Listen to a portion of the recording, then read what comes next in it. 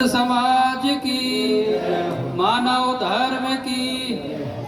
अच्छा ये बताओ, सत्संग में आनंद आ रहा है कि नहीं आ रहा? फिर तो सब प्रेजेंट है। प्रेमी बंधुजनों, समय किसी का इंतजार नहीं करता है। हम भी सोच रहे थे कि साहब को और सुने आगरे वालों को, लेकिन समय का दायरा होता है।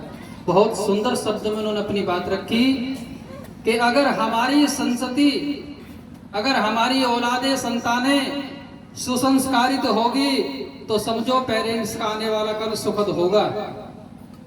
और अगर हम संतानों को सुसंस्कार सत्संग नहीं दे सके तो अपने ही लिए हमने क्या खोदा है, आप समझ सकते हो।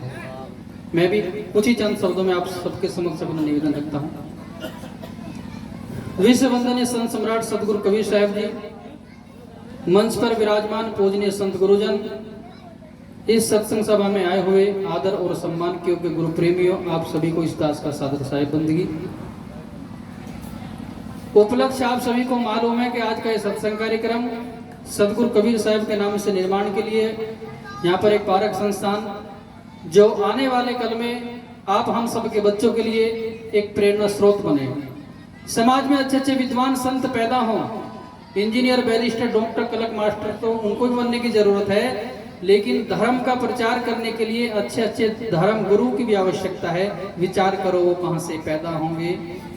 हमारे संस्थानों से पैदा होंगे, कबीर आश्रम से, कबीर निर्णय मंदिरों से पैदा होंगे। इस बात का हमें ध्यान रखना है। हम जो भी कमाएं अपनी मेहनत से, आप चाहे दिन में 1000 कमाओ कि 1 लाख कमाओ, उसका कुछ अंश धर्म स्थलों के लिए, संत सेवा के लिए भी थोड़ा थोड़ा बचा करके रखें। बूंद बूंद से घड़ा भर जाता है, इस बात को चरितार्थ करें।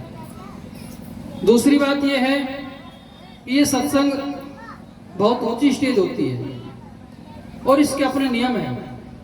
जीवन जीने की कला अगर कहीं से हम सीख सकते हैं तो वो सत्संग है।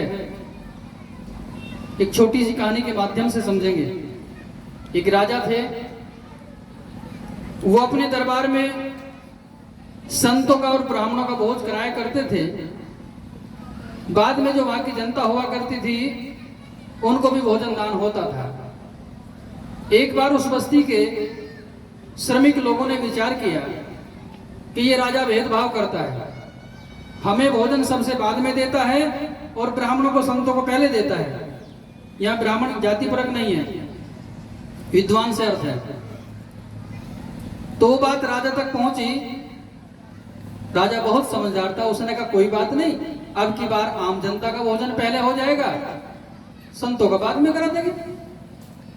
तो लोग बड़े खुश हुए। भोजन का समय निर्धारित हुआ और एक शर्त लगा दी गई कि बिना हाथ मोड़े भोजन करना है। अब बुद्धि अस्य बल तस्य, जिसके पास बुद्धि होती है, सद्बुद्धि होती है, उसके पास बल होता है।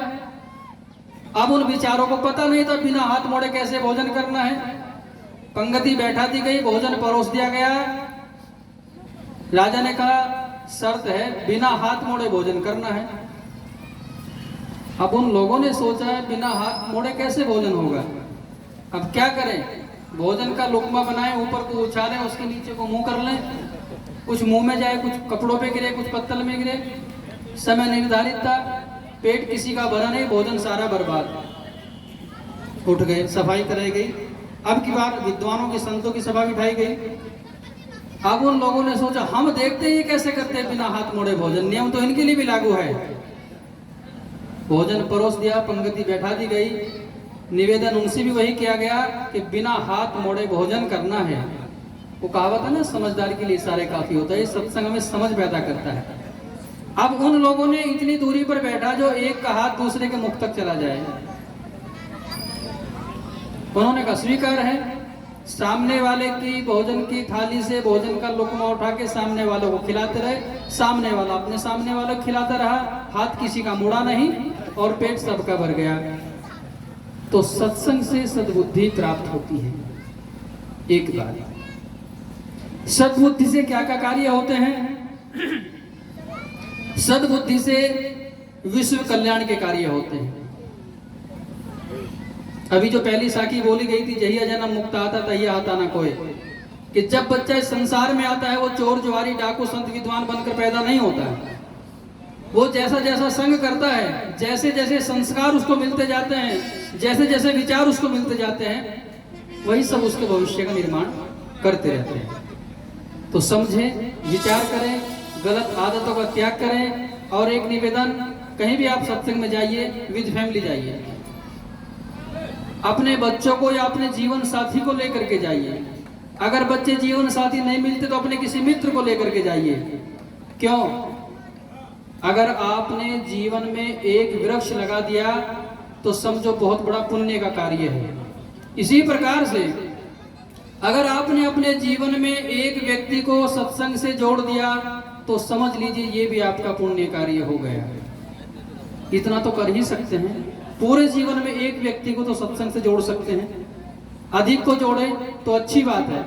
एग्जाम्पल सुन लीजिए, अगर किसी की शादी का कार्ड किसी व्यक्ति के घर में पहुंचता है तो पड़ोसी को भी बोलेगा गाड़ी में 2 सीट खाली है, चलो शादी में चल रहे हैं। ऐसा होता है कि नहीं होता है? अगर 7 सीटर गाड़ी है, 5 व्यक्ति है, कि 2 का क्या करेगा? 2 मित्र पकड़ लेते हैं। तो जब हम विवाह शादियों में, पार्टी में, रेस्टोरेंट में जा सकते हैं तो सत्संग में क्यों नहीं जा सकते?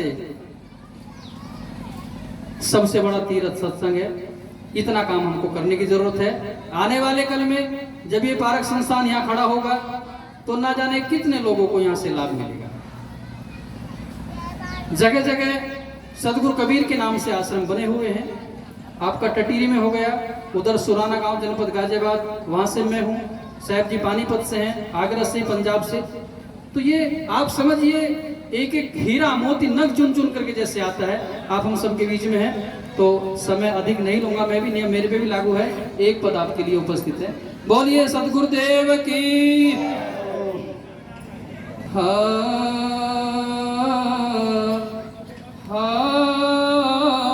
सदगुरुवे नमः।